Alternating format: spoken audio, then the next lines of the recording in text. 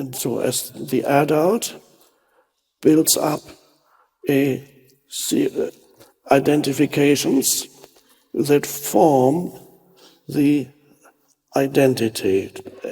And unfortunately, it's never quite enough. There's always something missing, and quite often it is painful to compare yourself to others. Do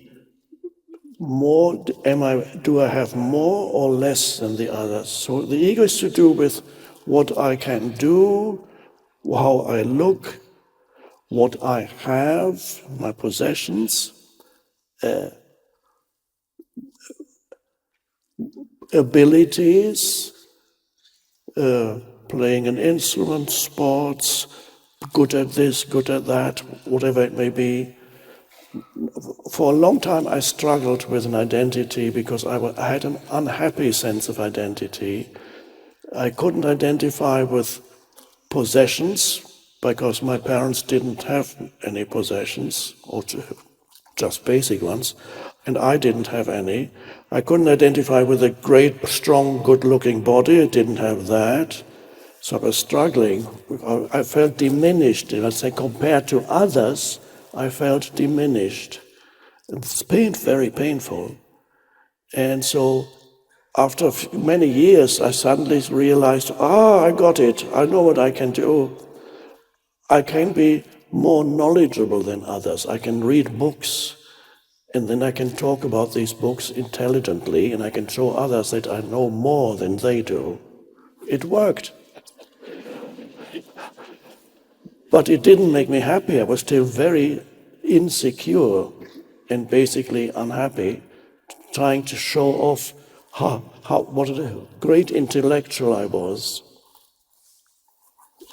Dropping names of famous authors. I just dropped Kafka, but that was for another reason. That was not for egoic reasons, I can assure you. And so you live in a precarious way, feeling my identity is not complete yet. I need something. There's something missing. That's a very fundamental feeling for humans who are trapped in their own ego. There is something missing. There's something not right. And so they are seeking, and they seeking to add something to who I am or who I think I am. It's always conceptual.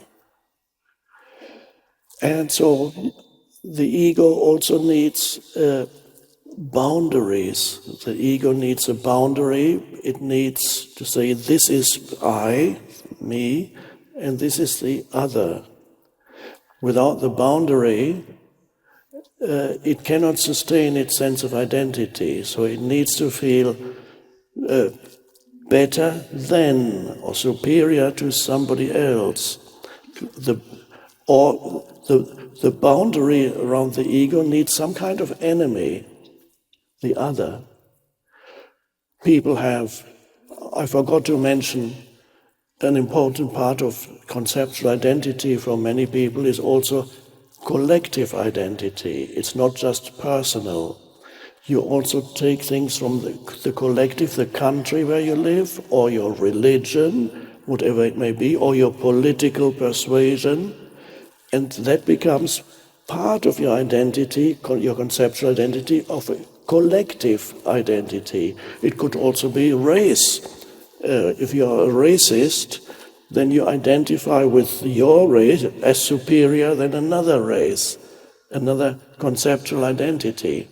Religion can be an important part of your conceptual identity too, and what it usually means, my religion is the only one that is true and all the others are false. When you hear that, it's a clear sign that it is the ego speaking. The ego has identified with the religion, and it needs to pronounce all the others as inferior. only ours, or mine, or our religion is the only true one. All the others are going to hell. We are the only ones who are going to heaven. Well, that's very satisfying to the ego. Wow, I am one of the few chosen ones. Look at me. It's wonderful. But then you need others that disagree with you, because without the others you cannot sustain your conceptual identity. If the others don't disagree, then your identity becomes fluid and dissolves.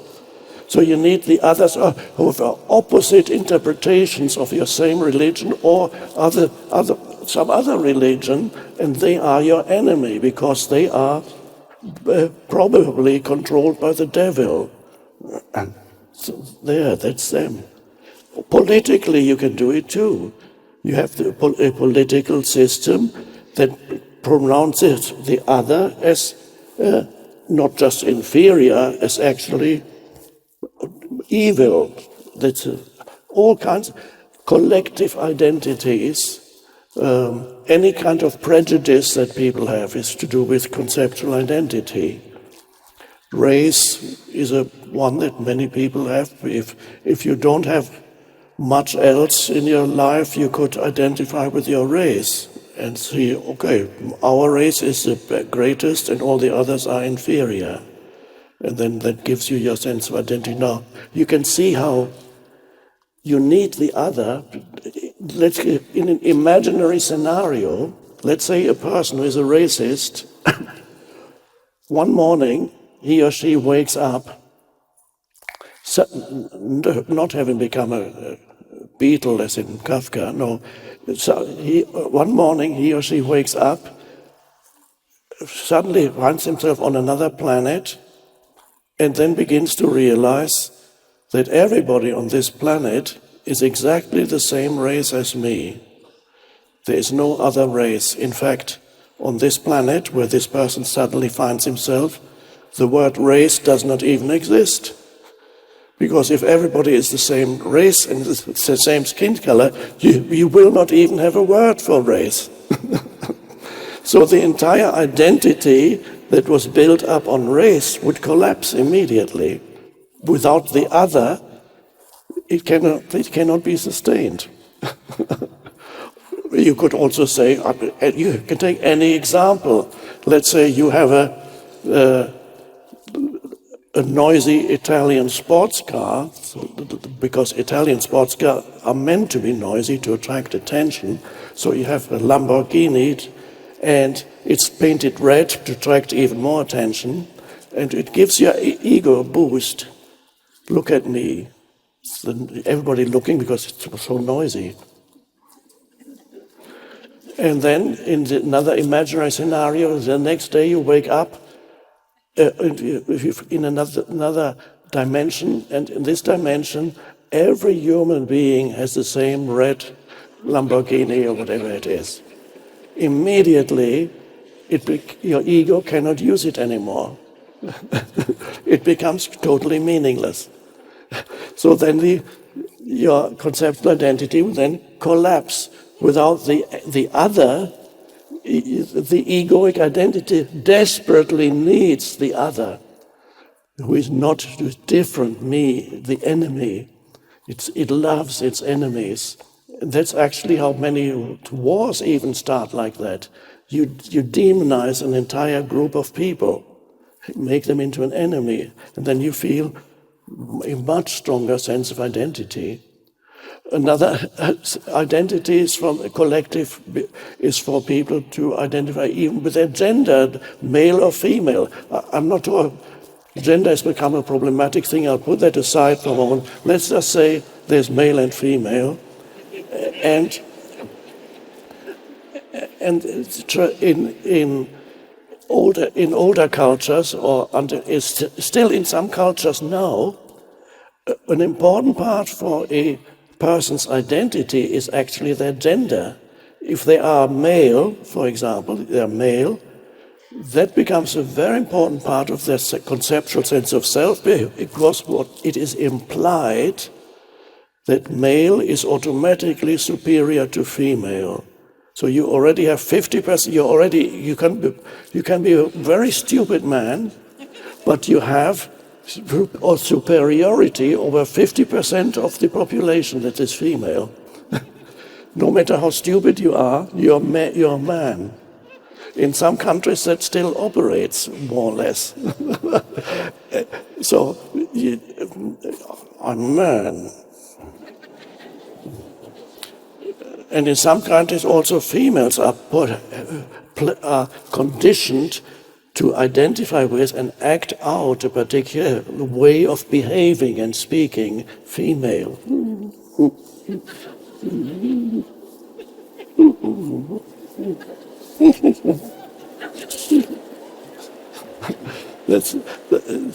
They don't know it's totally conditioned, it's part of their identity.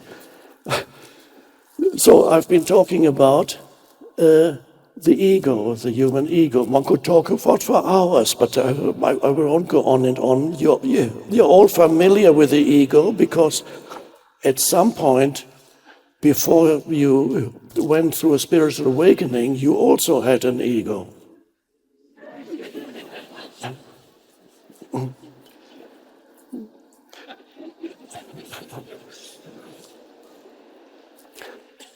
So it all comes back to conceptual identity. Is that who I am? Is that all there is to me? Or is there maybe a dimension to who I am that I have never known, I'm not aware of at all? Is there more? Or am I just this ego entity, the I?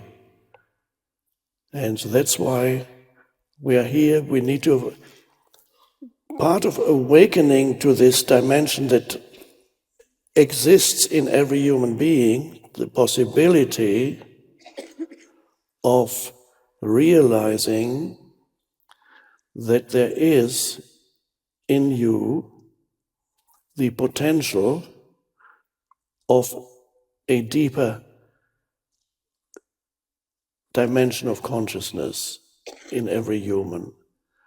And the discovery of this deeper dimension of consciousness in every human is the most important part of your life journey here on this planet.